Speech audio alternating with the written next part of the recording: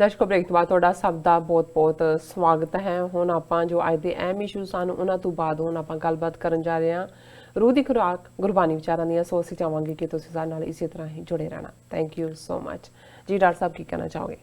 ਦੇਖੋ, ਪੋਹ ਦਾ ਮਹੀਨਾ ਚੱਲ ਰਿਹਾ ਜੀ। ਸਾਡੇ ਇਤਿਹਾਸ ਦਾ ਜਿਹੜਾ ਸਾਡੇ ਲਈ ਇੱਕ ਦਰਦਨਾਕ ਇਤਿਹਾਸ ਵੀ ਹੈ ਔਰ ਸਾਡੀ ਸਟਰੈਂਥ ਵੀ ਹੈ, ਤਾਕਤ ਵੀ ਹੈ, ਸਾਡੀ ਸਪਿਰਿਟ ਵੀ ਹੈ, ਚੜ੍ਹਦੀ ਕਲਾ ਵੀ ਹੈ। ਉਹ ਇਹਨਾਂ ਦਿਨਾਂ ਦੇ ਇਤਿਹਾਸ 'ਚੋਂ ਖਾਸ ਤੌਰ ਦੇ ਉੱਤੇ ਸਾਡੇ 'ਤੇ ਉਹ ਕੈਫੀਅਤ ਤਾਰੀ ਹੁੰਦੀ ਹੈ। ਦੁਨੀਆ ਭਰ ਜਿੱਥੇ ਵੀ ਹਰ ਸਿੱਖ ਹੈ ਉਹ ਇਹ ਮਹਿਸੂਸ ਕਰਦਾ ਹੈ ਇਸ ਵੇਲੇ ਅਨੰਦਪੁਰ ਸਾਹਿਬ ਦੀ ਧਰਤੀ 'ਤੇ, ਸਿਰਸਾ ਦੇ ਕੰਢੇ, ਚਮਕੌਰ ਸਾਹਿਬ, ਮਾਛੀਵਾੜੇ ਦੀ ਧਰਤੀ, ਸਰਹੰਦ ਦੀ ਧਰਤੀ ਬਹੁਤ ਸਮਾਗਮ ਚੱਲ ਰਹੇ ਨੇ ਔਰ ਇਹ ਉਹ ਸਾਰਾ ਜਿਸ ਨੂੰ ਅਸੀਂ ਸੱਚ ਦੀ ਵਾਟ ਕਹਿੰਦੇ, ਜਿਹੜਾ ਗੁਰੂ ਸਾਹਿਬ ਨੇ ਫਰਮਾਇਆ ਸੀ ਕਿ ਇਹ ਜਿਹੜਾ ਰਸਤਾ ਹੈ ਇਸ ਦੇ ਉੱਤੇ ਜਿਹੜਾ ਖੰਨਿਓ ਤਿੱਖੀ ਵਾਲੋਂ ਨਿੱਕੀ ਇਹ ਤਮਾਰਗ ਜਾਣੇ, ਕਿ ਇਹ ਖੰਡੇ ਦੀ ਧਾਰ ਤੋਂ ਤਿੱਖੀ ਧਾਰ ਤੇ ਵਾਲ ਤੋਂ ਬਰੀਕ।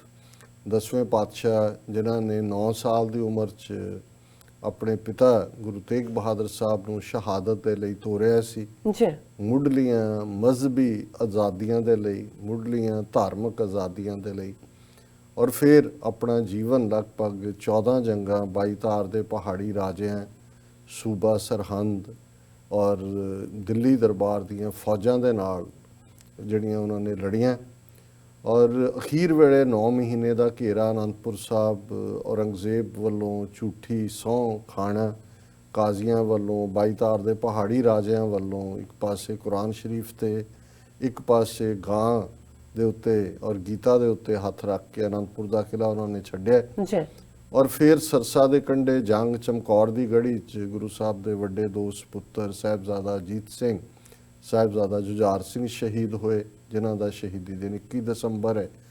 ਤੇ 26 ਦਸੰਬਰ ਨੂੰ ਸਾਹਿਬਜ਼ਾਦਾ ਜ਼ੋਰਾਵਰ ਸਿੰਘ, ਸਾਹਿਬਜ਼ਾਦਾ ਫਤਿਹ ਸਿੰਘ 7 ਤੇ 9 ਸਾਲ ਦੀ ਉਮਰ ਦੇ ਸਰਹੰਦ ਦੇ ਵਿੱਚ ਕੰਧ ਵਿੱਚ ਜਿਉਂਦੇ ਚਿਣ ਕੇ ਉਹਨਾਂ ਨੂੰ ਸ਼ਹੀਦ ਕੀਤਾ ਗਿਆ।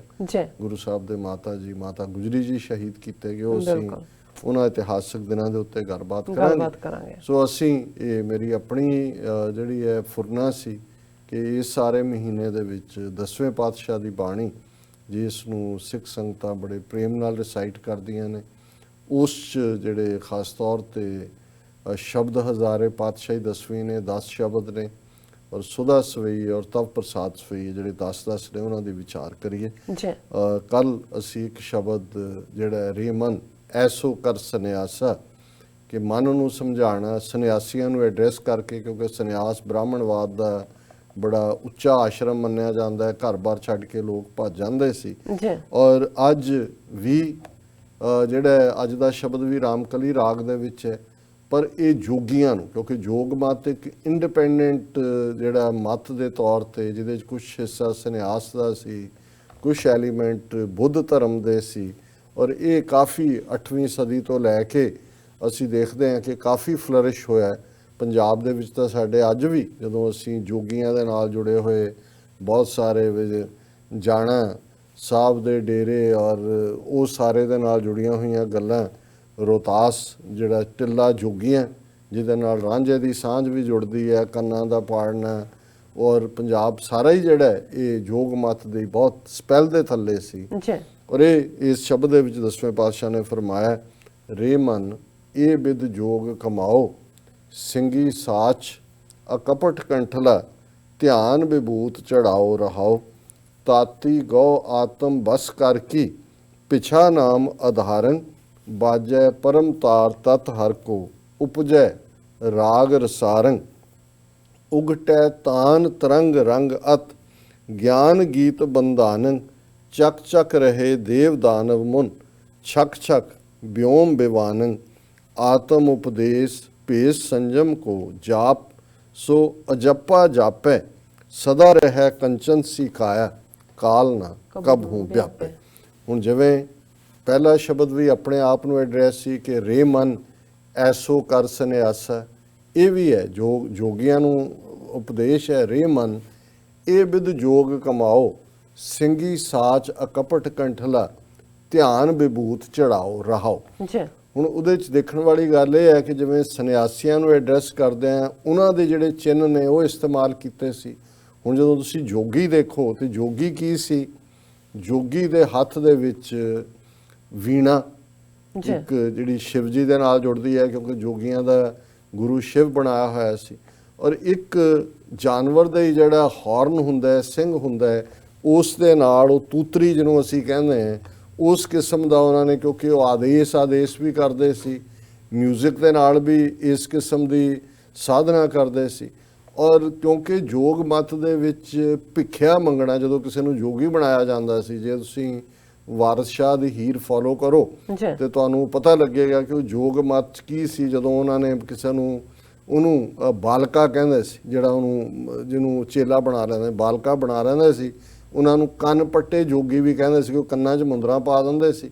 ਤੇ ਫਿਰ ਇੱਕ ਪਾਤਰ ਜਿਸ ਨੂੰ ਜਿਹੜਾ ਉਹ ਜੋਗੀ ਨੂੰ ਦਿੰਦੇ ਸੀ ਕਿ ਤੂੰ ਭਿੱਖਿਆ ਮੰਗ ਕੇ ਗੁਜ਼ਾਰਾ ਕਰਨਾ, ਤੇ ਉਹ ਫਿਰ ਆਦੇਸ਼ ਕਰਦਾ ਜਾਂ ਔਲਖ ਕਰਦਾ, ਜਿਹੜਾ ਘਰਾਂ ਦੇ ਵਿੱਚ ਉਸ ਨੂੰ ਖੱਪਰ ਕਹਿੰਦੇ ਸੀ, ਜਿਹੜਾ ਉਹਨਾਂ ਦਾ ਉਹ ਭਿੱਖਿਆ ਦਾ ਪਾਤਰ ਹੁੰਦਾ, ਤੇ ਉਹ ਉਹਦੇ ਨਾਲ ਉਹ ਮੰਗਦੇ ਸੀ। ਔਰ ਉਹਨਾਂ ਦੇ ਬਦਨ ਦੇ ਉੱਤੇ ਵੀ ਸਵਾਹ ਔਰ ਉਹਨਾਂ ਦਾ ਬ੍ਰਹਮਚਾਰੀ ਹੋਣਾ, ਇਹ ਉਸ ਦੀਆਂ ਅਲਾਮਤਾਂ ਸੀ। ਹੁਣ ਗੁਰੂ ਸਾਹਿਬ ਨੇ ਇਹ ਉਹਨਾਂ ਨੂੰ, ਜੋਗੀਆਂ ਨੂੰ ਕਿਹਾ ਕਿ ਭਾਈ ਇਹ ਤੁਹਾਡਾ ਤਰੀਕਾ ਨਹੀਂ ਹੈ, ਜਿਹੜੇ ਤੁਸੀਂ ਕੁਝ ਸਿੰਬਲ ਰੱਖ ਕੇ ਸਮਝਦੇ ਹੋ ਵੀ ਤੁਸੀਂ ਜੋਗੀ ਬਣ ਗਏ ਹੋ। ਰੇ ਮਨ ਇਹ ਬਿਦ ਜੋਗ ਕਮਾਓ ਸਿੰਘੀ ਸਾਚ, ਕਿ ਜੇ ਤੁਹਾਡੇ ਪੱਲੇ ਸੱਚ ਹੈ ਤੇ ਮਾਨੋ ਤੁਸੀਂ ਸਿੰਘੀ, ਉਹ ਜਿਹੜੇ ਹਾਰਨ ਫੜਿਆ ਹੋਇਆ ਤੂਤਰੀ, ਇਹ ਸੱਚ ਹੋਣਾ ਚਾਹੀਦਾ ਪੱਲੇ ਤੋਂ। ਸਿੰਘੀ ਸਾਚ ਅਕਪਟ ਕੰਠਲਾ, ਉਹਨਾਂ ਦੇ ਗਲਾਂ 'ਚ ਵੀ ਜਿਹੜੀਆਂ ਨੇ ਉਹ ਮਾਲਾ ਪਾਈਆਂ ਹੁੰਦੀਆਂ। ਹੁਣ ਵੀ ਆ ਜਿੰਨੇ ਬਾਬਿਆਂ ਦੇ ਬਣਾਏ ਹੁੰਦੇ ਨੇ, ਗੁਰਦਾਸ ਮਾਨ ਤੋਂ ਲੈ ਕੇ ਤੇ ਉਹ ਕਮਲ ਕੇ ਕੀ ਹੈ, ਉਹ ਗਰੇਵਾਲ, ਉਹ ਲੱਗੇ ਨੇ ਗਲ 'ਚ ਵੀ ਮਾਲਾ, ਤੇ ਜੋਗੀ ਬਣੇ ਨੇ ਪੈਸੇ ਕਮਾਉਣ ਨੂੰ 2-2 ਲੱਖ 5-5 ਲੱਖ ਕੱਲੇ ਸ਼ੋਅ ਦਾ ਲਿਆ ਹੁੰਦਾ, ਚੰਗੇ ਜੋਗੀ ਨੇ।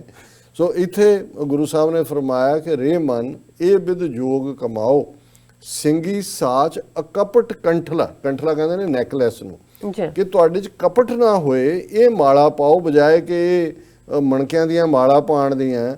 ਰੁਦਰਾਕਸ਼ ਦੀਆਂ ਵੀ ਮਾਲਾ ਪਾਈਆਂ ਹੁੰਦੀਆਂ, ਇੰਦਰਾ ਗਾਂਧੀ ਨੇ ਵੀ ਪਾਈ ਹੁੰਦੀ ਸੀ, ਉਹ ਵੀ ਸ਼ਿਵਜੀ ਦੀ ਭਗਤਣੀ ਬਣੀ ਹੁੰਦੀ ਸੀ। ਔਰ ਇਹ ਕਿ ਤੁਹਾਡਾ ਅਕਪਟ ਹੋਏ, ਤੁਹਾਡੇ ਅੰਦਰ ਕੋਈ ਅਕਪਟ ਕੰਠਲਾ ਧਿਆਨ ਵਿਭੂਤ ਚੜਾਓ, ਇਹ ਜਿਹੜੀ ਸਵਾਹ ਮਲੀ ਹੋਈ ਹੈ, ਰੱਬ 'ਚ ਤੁਹਾਡਾ ਧਿਆਨ ਜੁੜਿਆ ਹੋਏ, ਇਹ ਤੁਹਾਡੀ ਜਿਹੜੀ ਹੈ ਵਿਭੂਤ ਹੋਣੀ ਚਾਹੀਦੀ ਹੈ।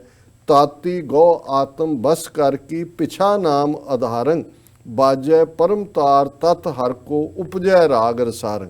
ਹੁਣ ਤਾਤੀ ਕਹਿੰਦੇ ਨੇ ਵੀਣਾ ਨੂੰ, ਜਿਹੜੀ ਇਹਨਾਂ ਦੇ ਕੋਲ, ਜੋਗੀਆਂ ਦੇ ਕੋਲ ਹੁੰਦੀ ਹੈ, ਵੀਣਾ ਵਜਾਈ ਜਾਂਦੀ ਹੈ। ਉਹ ਜਿਹੜਾ ਇੱਕ ਪ੍ਰੈਜ਼ੀਡੈਂਟ ਆਜ਼ਾਦ ਇਹਨਾਂ ਦਾ ਸੀ, ਉਹ ਹਿੰਦੂਆਂ ਨੂੰ ਖੁਸ਼ ਕਰਨ ਲਈ ਕਹਿੰਦਾ ਸੀ ਮੈਂ ਵੀਣਾ ਵਜਾਉਂਦਾ, ਮੈਂ ਸ਼ਿਵਜੀ 'ਚ ਮੇਰਾ ਬੜਾ ਯਕੀਨ ਹੈ। ਸੋ ਗੁਰੂ ਸਾਹਿਬ ਨੇ ਕਿਹਾ ਵੀ ਤਾਤੀ ਗੋ ਆਤਮ ਬਸ ਕਰਕੇ, ਜੇ ਕੋਈ ਵੀਣਾ ਰੱਖਣੀ ਹੈ ਤੇ ਤੁਹਾਡਾ ਆਪਣੇ ਆਪ ਦੇ ਉੱਤੇ ਕਾਬੂ ਹੋਏ, ਆਤਮ ਬਸ ਹੋਏ। ਪਿੱਛਾ ਨਾਮ, ਜਿਹੜੀ ਭਿੱਖਿਆ ਮੰਗਦੇ ਹੋ ਪਾਤਰ ਲੈ ਕੇ ਲੋਕਾਂ ਦੇ ਘਰਾਂ 'ਚ, ਇਹ ਰੱਬ ਦੇ ਉੱਤੇ ਫੇਥ, ਉਸ ਦੇ ਨਾਮ ਦੇ ਉੱਤੇ ਫੇਥ, ਇਹ ਤੁਹਾਡਾ ਆਧਾਰ ਹੋਏ। ਪਿੱਛਾ ਨਾਮ ਆਧਾਰੰ ਬਾਜੈ ਪਰਮ ਤਾਰ ਤਤ ਹਰ ਕੋ ਉਪਜੈ ਰਾਗ ਰਸਾਰੰ, ਜੇ ਤੁਹਾਡੇ ਅੰਦਰ ਨਾਮ ਹੈ, ਅਕਪਟ ਹੈ, ਸੱਚ ਤੁਹਾਡੇ ਪੱਲੇ ਹੈ, ਤੇ ਫਿਰ ਤੁਹਾਡੇ ਅੰਦਰ ਉਹ ਰਾਗ ਪੈਦਾ ਹੋਏਗਾ ਰੱਬ ਦੀ ਯਾਦ ਦੇ ਵਿੱਚ, ਰੱਬ ਦੇ ਪਿਆਰ ਦੇ ਵਿੱਚ, ਕਿ ਜਿਹੜਾ ਰਾਗ ਰਸਾਰੰ, ਉਹ ਰਾਗ ਜਿਹੜਾ ਤੁਹਾਨੂੰ ਰਸ ਦੇਗਾ, ਜਿਹੜਾ ਤੁਹਾਡੇ ਮਨ ਨੂੰ ਜੋੜੇਗਾ। ਰਾਗ ਰਸਾਰੰ ਉਗਟੈ ਤਾਨ ਤਰੰਗ ਰੰਗ ਅਤ ਗਿਆਨ ਗੀਤ ਬੰਧਾਨੰ, ਚੱਕ ਚੱਕ ਰਹੇ ਦੇਵਦਾਨਵ ਮੁਨ ਛਕ ਛਕ ਬਿਉਮ ਬਿਮਾਨੰ, ਕਿ ਉਹ ਰਾਗ ਹੋਏਗਾ ਜਿਸ ਦੀ ਤਰੰਗ ਜਿਹੜੀ ਹੈ ਉਗੜੇਗੀ, ਹੋਰ ਵੀ ਵਿਕਸਿਤ ਹੋਏਗੀ ਤੁਹਾਡੇ ਅੰਦਰ, ਔਰ ਤੁਸੀਂ ਗਿਆਨ ਦੇ ਗੀਤ ਦੇ ਨਾਲ ਬੰਨੇ ਜਾਓਗੇ। ਹੁਣ ਤਾਂ ਤੁਸੀਂ ਇਹ ਦੁਨਿਆਵੀ ਮਿਊਜ਼ਿਕ ਦੇ ਵਿੱਚ ਆਨੰਦ ਮਾਣਦੇ ਹੋ, ਸੱਚਮੁੱਚ ਵਾਹਿਗੁਰੂ ਦੇ ਗਿਆਨ ਦਾ, ਔਰ ਇਹ ਉਹ ਮਿਊਜ਼ਿਕ ਹੈ ਰੱਬ ਦੀ ਯਾਦ ਦਾ, ਜਿਸ ਦੇ ਨਾਲ ਜਿਹੜੇ ਵੱਡੇ ਵੱਡੇ ਦੇਵਤੇ, ਰਾਖਸ਼ਸ, ਦੇਵਦਾਨਵ, ਮੁਨ ਔਰ ਰਿਸ਼ੀ, ਇਹ ਸਾਰੇ ਹੀ ਉਸ ਦੇ ਵਿੱਚ ਜੁੜ ਜਾਂਦੇ ਨੇ। ਛਕ ਛਕ ਬਿਉਮ ਬਿਮਾਨ, ਉਹ ਆਪੋ ਆਪਣੀਆਂ ਰੱਥਾਂ ਦੇ ਉੱਤੇ ਚੜ੍ਹ ਕੇ ਉਸ ਦਾ ਆਨੰਦ ਮਾਣਦੇ ਨੇ। ਆਤਮ ਉਪਦੇਸ਼ ਭੇਸ ਸੰਜਮ ਕੋ ਜਾਪ ਸੋ ਜਪਾ ਜਾਪੇ, ਆਪਣੇ ਆਪ ਨੂੰ ਉਪਦੇਸ਼ ਕਰੋ, ਔਰ ਆਪਣੇ ਆਪ ਨੂੰ ਉਪਦੇਸ਼ ਇਹ ਹੈ ਭੇਸ ਸੰਜਮ ਕੋ, ਤੁਹਾਡਾ ਪਹਿਰਾਵਾ ਸੰਜਮ, ਰੈਸਟ੍ਰੇਨ, ਸੈਲਫ ਰੈਸਟ੍ਰੇਨ ਹੋਏ। ਜਾਪ ਸੋ ਅਜਪਾ ਜਾਪ, ਫਿਰ ਤੁਹਾਡੇ ਅੰਦਰ ਉਹ ਵਾਹਿਗੁਰੂ ਦਾ ਨਾਮ ਚੱਲੇਗਾ ਜਿਹਦੇ ਲਈ ਤੁਹਾਨੂੰ ਐਫਰਟ ਕਰਨ ਦੀ ਲੋੜ ਨਹੀਂ। ਅਜੱਪਾ ਜਾਪ ਹੋਏਗਾ, ਸਦਾ ਰਹਿ ਕੰਚਨ ਸੀ ਕਾਇਆ, ਕਾਲ ਨਾ ਕਬਹੂ ਵਿਆਪੇ, ਕਿ ਫਿਰ ਤੁਹਾਡਾ ਸਰੀਰ ਵੀ ਅਰੋਗ ਰਹੇਗਾ ਸੋਨੇ ਵਾਂਗ, ਜੀ ਔਰ ਮੌਤ ਦਾ ਡਰ ਵੀ, ਕਾਲ ਨਾ ਕਬਹੂ ਵਿਆਪੇ ਦਾ ਮਤਲਬ ਇਹ ਨਹੀਂ ਵੀ ਮੌਤ ਆਏਗੀ ਨਹੀਂ, ਮਰਨਾ ਤਾਂ ਹਰ ਇੱਕ ਨੇ ਹਰ ਇੱਕ ਨੇ। ਹੈ, ਪਰ ਮੌਤ ਦਾ ਡਰ ਤੁਹਾਨੂੰ ਜਿਹੜਾ ਉਹ ਸਤਾਏਗਾ ਸਤਾਏਗਾ ਨਹੀਂ। ਨਹੀਂ। ਇਹ ਅੱਜ ਦਾ ਵਿਚਾਰ। ਜੀ ਡਾਕਟਰ ਸਾਹਿਬ, ਤੁਹਾਡਾ ਬਹੁਤ ਬਹੁਤ ਸ਼ੁਕਰੀਆ। ਤੁਸੀਂ ਅੱਜ ਦੇ ਅਹਿਮ ਇਸ਼ੂ ਤੇ ਅੱਜ ਦਾ ਵਿਚਾਰ ਸਾਡੇ ਦਰਸ਼ਕਾਂ ਨਾਲ ਸਾਂਝਾ ਕੀਤਾ। ਇਸ ਨਾਲ ਆਪਣੇ ਵਿਊਅਰਸ ਕੋਲ ਨੇ ਇਜਾਜ਼ਤ। ਵਿਊਅਰਸ, ਤੁਹਾਡਾ ਹੀ ਬਹੁਤ ਬਹੁਤ ਸ਼ੁਕਰੀਆ। ਤੁਸੀਂ ਆਪਣੇ ਕੀਮਤੀ ਸਮੇਂ ਵਿੱਚ ਸਮਾਂ ਕੱਢ ਕੇ ਸਾਨੂੰ ਆਪਣੇ ਰਾਏ ਤੇ ਸੁਝਾਅ ਭੇਜੇ ਨੇ। ਤਾਂ ਭੇਜਦੇ ਰਹਿਣਾ ਸਾਡੇ ਇਸ ਪਤੇ ਤੇ sos@tv4.tv ਤੇ ਅਸੀਂ ਆਪਣਾ ਪ੍ਰੋਗਰਾਮ ਲੈ ਕੇ ਫਿਰ ਦੁਬਾਰਾ ਤੁਹਾਡੇ ਸਨਮੁਖ ਹੋਵਾਂਗੇ। ਤਦ ਤੱਕ ਲਈ ਮੈਨੂੰ ਤੇ ਆਪਣੇ ਡਾਕਟਰ ਸਾਹਿਬ ਨੂੰ ਆਗਿਆ ਦਿਓ। ਦੇਖਦੇ ਰਹੋ TV84। ਬੁਲਾ ਦਿਓ ਫਤਿਹ। ਵਾਹਿਗੁਰੂ ਜੀ ਕਾ ਖਾਲਸਾ, ਵਾਹਿਗੁਰੂ ਜੀ ਕੀ ਫਤਿਹ। ਰੱਬ ਰਾਖਾ।